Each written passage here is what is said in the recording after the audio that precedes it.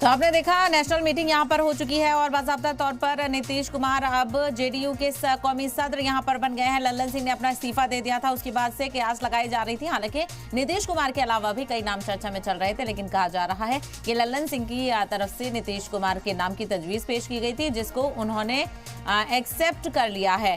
तो इसी को लेकर चर्चा करते हैं। हमारे साथ कुछ खास मेहमान जुड़ गए हैं, उनका तारुफ भी आपसे करा देते हैं। सबसे पहले हमारे साथ डॉक्टर हसनैन कैसर जी जुड़ गए हैं, स्पोक्स पर्सन है कांग्रेस के। डॉक्टर हसनैन जी, आपने देखा होगा कि बिहार की सियासत में क्या कुछ चल रहा है और ये धुआं काफी दिन से उठ रहा था, कयास लगाई जा रही थी कि धुआं उठ रहा है, आग कहीं ना कहीं लगी हुई है और तस्वीर साफ हो गई है। लेकिन सबसे बड़ा सवाल ये है कि इसका असर इंडिया इत्तेहाद पर कितना पड़ने वाला है। पहले मैं शुक्रिया अदा करूंगा अजीज सलाम का। देखिए सबा, ये एक तो मैं कांग्रेस पार्टी से हूं और ये मामला जो है जदयू का है, एक जो कि एक अपनी एक अलग पार्टी है। ठीक है, हमारा इत्तेहाद है, हम उनसे आगे जो है आने वाले जो एमपी के इलेक्शन है उसमें हम अपने को साथ मिलकर लड़ रहे हैं और मजबूती। जाहिर है नीतीश कुमार एक सम्मान नेता हैं, बड़े नेता हैं और कौमी इंडिया गठबंधन को बनाने में उनका बहुत बड़ा हाथ है।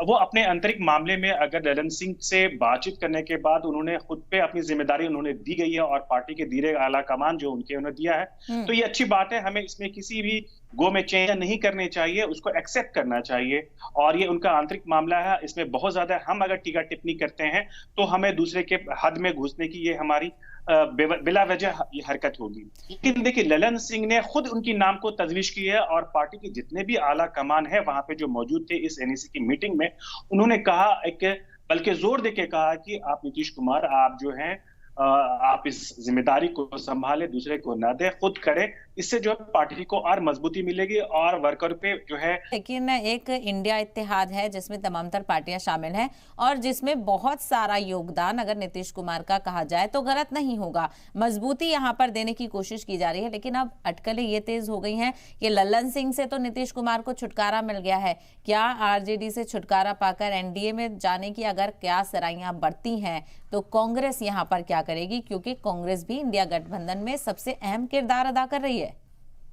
बिल्कुल आप कह रही हैं, सही है सबा। लेकिन एक चीज मैं कर दूं, ये पूरी तरह से मीडिया का एक प्रोपेगेंडा है जो कि बीजेपी के द्वारा फैलाया गया है। कभी जो है सुनने में मुझे ये आता है कि ये जो है 17 सीटें मांग रही है आरजेडी या जदयू, कांग्रेस क्या लेगी। फिर कभी कहती है कि आरजेडी के साथ जो है जदयू का बन नहीं रहा है, ललन सिंह को अपने पास बुला रहे हैं और वो जो है नीतीश कुमार इससे नाराज हो रहे हैं, इसलिए वो अपने से फिर से ये बिला वजह और बिना। देखिए जब से इंडिया परेशानी का सबका सामना करना पड़ रहा है, आज वो परेशान है कि कभी इसको कभी ईडी का डर दिखा करे, कभी सीबीआई का डर दिखा, कभी इनकम टैक्स का दिखा करके, या फिर अपने लोगों को उन पार्टियों के पीछे बुला करके तरह तरह की बातें शुरू करके ये प्रोपेगेंडा क्रिएट किया जा रहा है। और प्रोपेगेंडा क्रिएट करके किसी तरह से जो आवाम है, जो भोली भाली आवाम है, उसको मिसगाइड करने की कोशिश करता है। हमने जब भी जो मीडिया का उठा कर देखे, खासतौर से जो उनके पक्षधर मीडिया जो है, गोदी मीडिया जिसे हम कहते हैं, वो हमेशा इस तरह कभी टूट रहा है तो नीतीश कुमार जा रहे हैं तो